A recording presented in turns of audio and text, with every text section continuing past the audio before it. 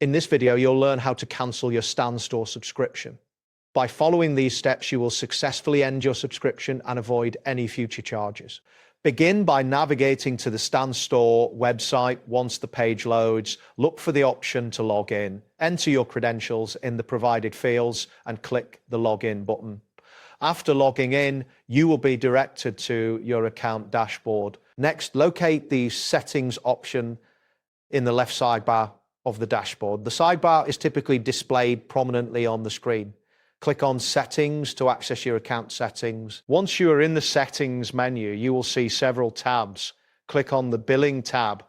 This section contains information about your current subscription plan and payment details.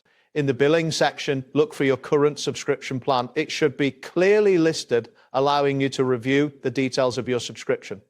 Once you identify it, find the option labeled Cancel Subscription. Click on this option to proceed with the cancellation process. After clicking Cancel Subscription, a confirmation prompt will appear on the screen. This prompt is designed to ensure that you want to proceed with the cancellation. Read the information carefully, and if you are sure, confirm the cancellation by clicking the appropriate button.